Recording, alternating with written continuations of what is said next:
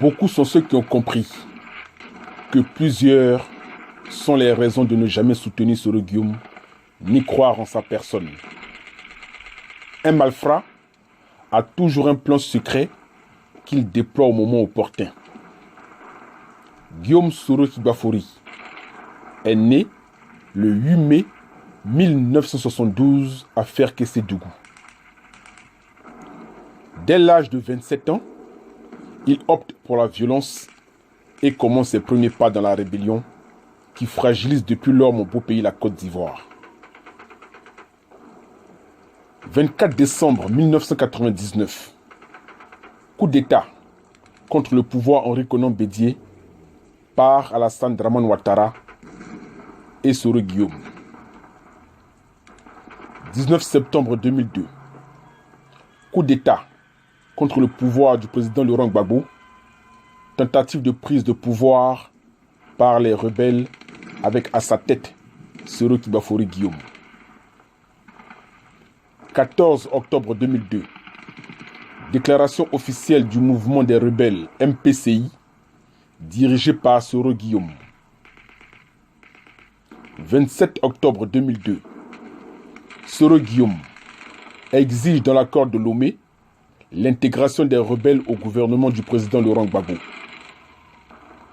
Novembre 2002, Soro Guillaume, chef de la rébellion, MPCI et deux autres mouvements rebelles MJP, MPIGO, occupent une grande partie de l'ouest de la Côte d'Ivoire et menacent le pouvoir du président Laurent Gbagbo. Entre le 15 et le 24 janvier 2002, les rebelles, avec à leur tête Soro Guillaume, se rencontrent à Marcoussis et exigent à nouveau leur intégration immédiate au sein du gouvernement du président Laurent Gbagbo. 25 août 2003, les rebelles de Soro Guillaume et d'Alassane Dramane Ouattara, MPCI, tuent des Français en Côte d'Ivoire. Du 24 au 26 septembre 2003, braquage de la BCAO à Bouaké et à Korogo par les rebelles de Soro Guillaume et Alassane Dramane Ouattara. Plusieurs milliards remportés. 25 mars 2004, les rebelles de Soro Guillaume font plus de 200 morts à Abidjan dans une marche contre le pouvoir du président Laurent Gbagbo. Entre le 20 et le 20 juin 2004, affrontement entre rebelles de Soro Guillaume et ceux de Ibé Koulibaly, à Bouaké et à Korogo, plusieurs dizaines de morts. 2006, tentative de coup d'État contre le pouvoir du président Laurent Gbagbo. 2010, braquage électoral par Alassane Dramane Ouattara et Soro Guillaume dans le but de remporter les élections présidentielles. Mars 2011, tentative de prise de la RTI par Soro Guillaume et ses rebelles. Plusieurs dizaines de morts. 11 avril 2011, kidnapping du président Laurent Gbagbo et de tous ses collaborateurs par des hommes de Soro Guillaume et d'Alassane Dramane Ouattara. 2012, suite des massacres des populations par les rebelles de Soro Guillaume et ceux d'Alassane Dramane Ouattara. 2013, rattrapage et épuration ethnique dans tout le pays par Alassane Dramane Ouattara et les hommes de Soro Guillaume. 2014, continuité des poursuites des massacres des collaborateurs du président Laurent Gbagbo par les hommes de Soro Guillaume et ceux d'Alassane Dramane Ouattara. 2015, organisation farfelue d'une élection présidentielle alors que les rebelles occupent encore les habitations. 2016, tripatouillage, modification, changement de la constitution ivoirienne par Alassane Dramane Ouattara et Soro Guillaume. 2017, mouvement des rebelles et des mutins dans le but de réclamer leur dû. Plusieurs morts dans le pays. 2018 à 2019. Maintien des cadres du président Laurent Gbagbo en exil et en prison par Soro Guillaume et Alassane Dramane Ouattara. Quelle est donc cette carte nationale d'identité qui donnerait de super pouvoirs à un individu au point d'assaillir un peuple?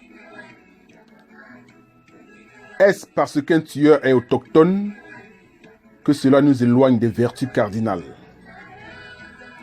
C'est donc parce que Soro Guillaume possède la carte nationale d'identité qu'il peut tuer ou emprisonner n'importe qui sans être inquiété. On accuse des gens d'être des xénophobes et pour cette raison, on s'arme pour les tuer. Est-ce cela la démocratie? D'où tirez-vous cette logique? Vous pouvez tout inventer, mais la question demeure la même.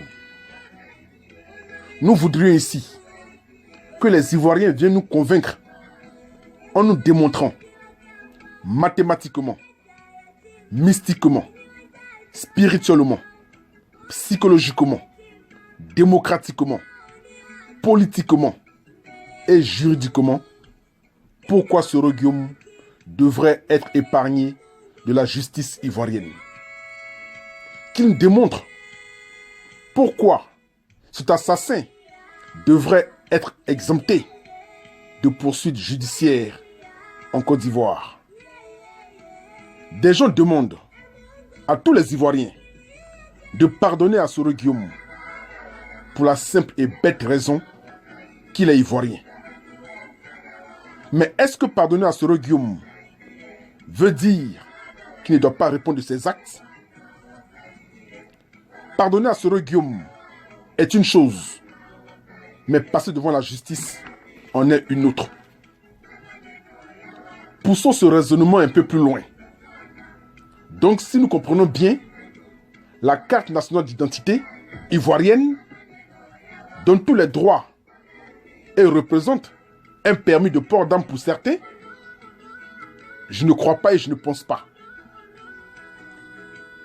Nous pouvons tout ignorer, mais dans notre pays, beaucoup ont écrit des livres, mais ne se sont jamais vantés d'avoir tué des Ivoiriens, mais plutôt produit des œuvres éducatives, pédagogiques et instructives pour le peuple de Côte d'Ivoire.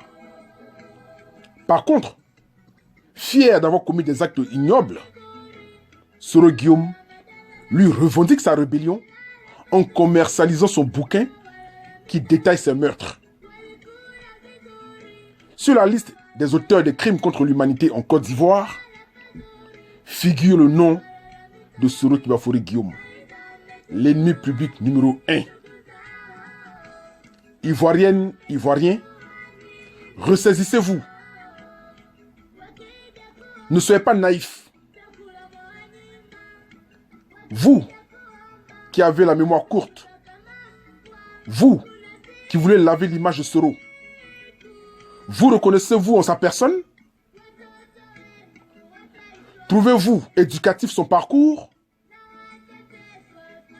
Pour être arrivé à tous ces postes par les armes, je pense que son parcours n'est nullement digne d'admiration. Pourriez-vous conseiller un tel parcours à vos enfants? Je ne pense pas. Je pense que seul l'Ivoirien, n'ayant pas vécu la guerre ou y avoir perdu un proche, peut voir en Soro un grand homme pour notre nation. Le combat doit continuer et que le combat continue. Vive la Côte d'Ivoire de demain. Vive la démocratie vraie. Vive la souveraineté des Africains. Le combat continue.